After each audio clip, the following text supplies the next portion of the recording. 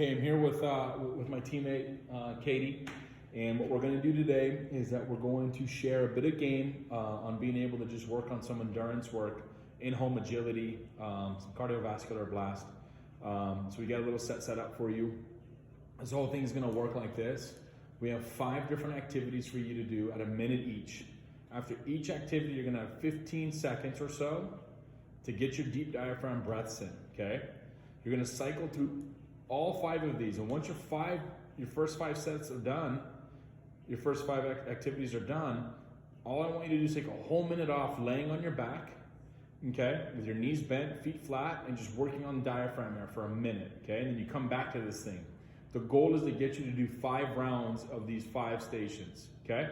So Katie's already warmed up, she's done her jumping jack, she's done her low back bends, she's done her hip and glute activations and so on.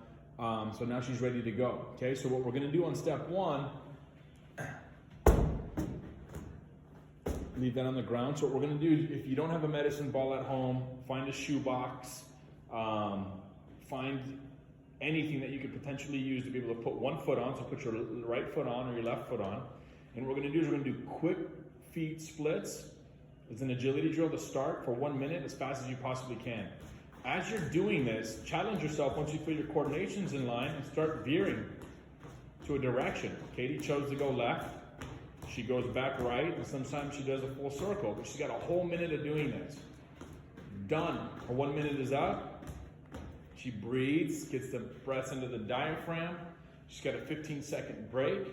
Okay, once she gets this 15-second break, she can either use that box, that ball, or whatever it is that you used to have down on the ground, or you can go flat to the ground if you'd like, but in this case, since we have a medicine ball, she's going to place her hands on top of the ball. She's going to split her stance. She's going to jump her feet to the outside of the ball for speed for 1 minute, as fast as you possibly can. It's really, really important to not hold your breath in this drill. Okay, so she'll go for a whole minute, as fast as she possibly can. And the further up you can bring your legs, the better. And the further back you can kick them, the better. And you also want to make sure your hand position is directly under your chest and your chest is over the ball. Okay? Time, that was 1 minute. Once she gets her 1 minute done, then she goes ahead and takes that deep breath.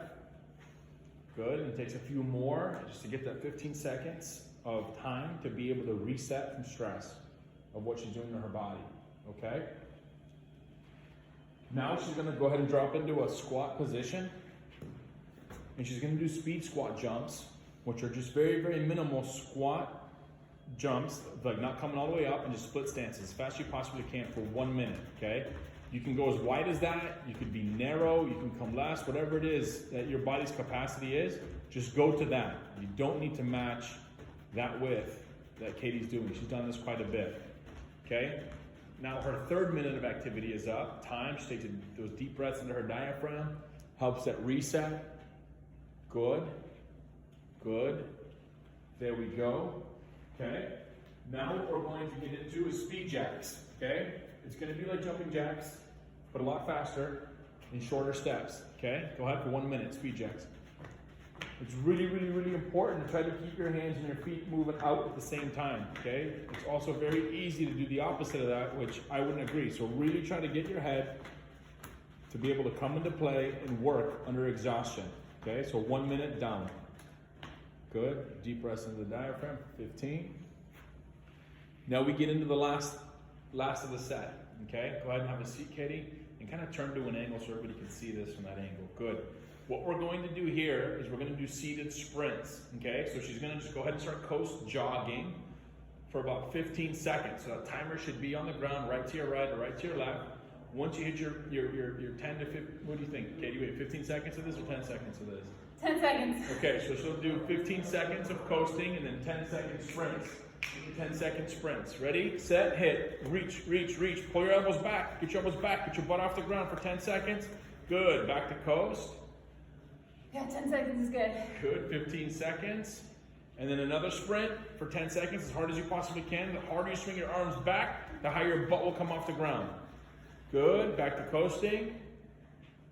Good. Time. So say you just did a whole minute of that, okay? Now go ahead, lay down on your back. Bend your knees. Put your hand on your belly button. And now these diaphragm breaths that I want you to end with are going to be this. I want you to get an inhale of 2 seconds of getting your stomach to full maximization, and then blow out for 2 seconds. Good. Now I want you to work on 4 seconds in, 4 seconds out. Good. Work on 6 seconds in, 6 seconds out. 8 seconds in, and then 8 seconds out. 10 seconds in. Take your time, get it all the way in. You have 10 seconds to get all that air in. And then 10 seconds out. Now work your way back down from 10 and 10 to 8 and 8, 6 and 6, 4 and 4, 2 and 2. And again, like every single workout, use this time to kind of reset. Once you get your breaths down, your minutes up, I want you to run through this entire cycle again so you get set 2 of the 5. Okay? And the goal is to try to get to 5. And if you can't, that's totally okay. But document it. Okay? Document it so we know where you're at this week and where you're going to be at next week and where you're going to be at the week after that and the week after that. Okay?